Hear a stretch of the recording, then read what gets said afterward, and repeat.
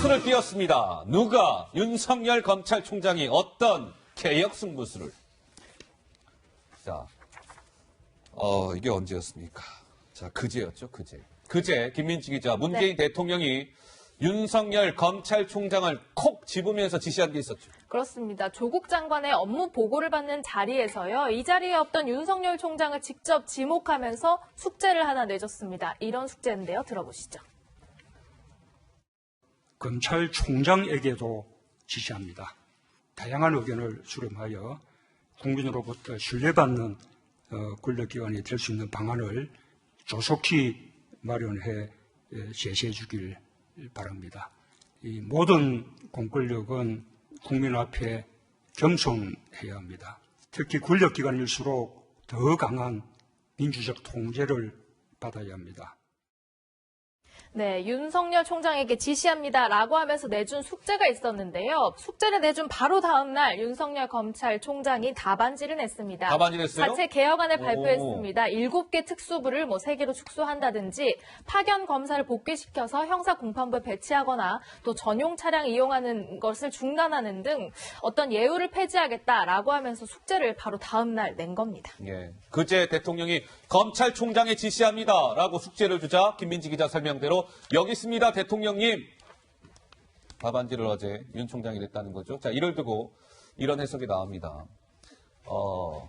법조인 B씨는요, 윤 총장이 육참골단의 심정일 것이다. 조 장관 수사 유지 위한 고육책일 것이다. 어제 저 답안지 낸 거예요. 그리고 검사장 출신 변호사 C씨는 오케이, 대통령님 알겠습니다. 검찰개혁의 명령을 받들겠습니다. 그러나 조 장관 수사는 수사 원칙대로 해야 되는 거 아니겠습니까? 수사에 간섭하지 말라는 메시지를 보낸 거다. 뭐 이런 메시지가 나오는데 최 변호사님 어떻게 보세요? 그렇습니다. 문재인 대통령이 장군 딱 부르니까 돌아서서 멍군 바로 때린 바로 만에 그런 것 같습니다. 예. 사실 어제 같은 경우에도 보면은 대검 같은 경우에는 그와 같은 지시에 대해서 찬찬히 살펴보겠다 이렇게 했는데 말은 찬찬히라고 했지만 하자마자 바로 준비나 한 듯 돌려냈습니다. 그리고 그 내용 중에 보면은 말씀하신 것처럼 그 검사장급한테는 차관급 이상이기 때문에 차가 나옵니다. 그런 전용 차량 이용 중단. 그래서 스스로 자기들이 고통을 분담하겠다 얘기를 했고 예. 더불어서 이 특수부 요즘 같은 경우에 특수부를 축소하자라고 하니까 오케이 그와 같은 부분은 다 받아들이겠다. 또 나아가 하나가 뭐냐면은 외부기관 파견된 검사 전원 복귀시켜가지고 지금 조국 법무장관 같은 경우에는 형사부, 공판부 강화한다고 하니까 거기에 넣어서 수사를 강화하겠다 이렇게 얘기를 했습니다. 그런데 이 부분에 상세히 보면은 이 중에 말씀드린 것처럼 외부에 나가 있는 검사를 다 불러들여서 예. 수사 자체에 넣는다 알았는데 이 부분은 정말 검찰청으로서는 국민으로서는 굉장히 좋습니다. 근데 그 반면에 답답한 건 누구냐?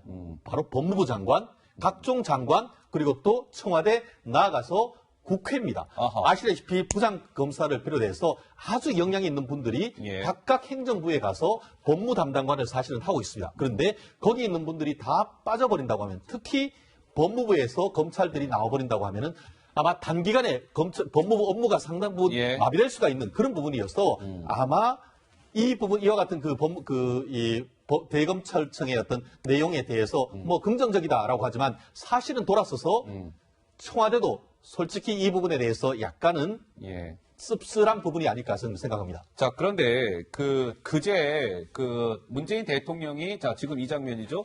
조국 장관으로부터 업무 보고를 받는 자리에서 그 자리에 없었던 윤석열 검찰총장을 이야기하면서 검찰총장에 지시합니다. 검찰 개혁 방안을 조속히 내시오라고 지시하지 않았습니까?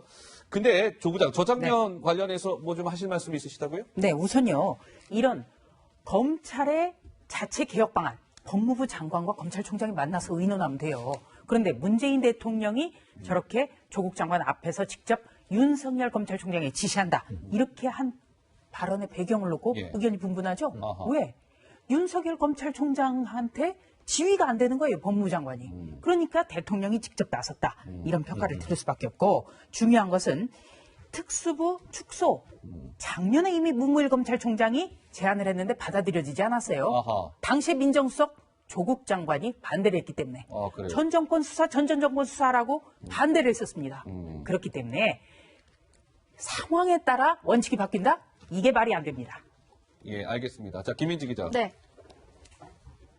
그러면 어제 윤석열 검찰총장이 이제 답안지를 냈단 말이에요. 그렇죠? 검찰 개혁 방안, 자체 방안을 냈는데 그거에 대해서 싸늘한 반응을 보인 곳이 있다면서요. 그렇습니다. 사실 이렇게 재빨리 답안지를 낸 검찰을 향해서 오늘 여당 지도부는요, 냉소적인 비판을 쏟아냈습니다. 한 목소리로 비판했는데 목소리 듣고 오시죠.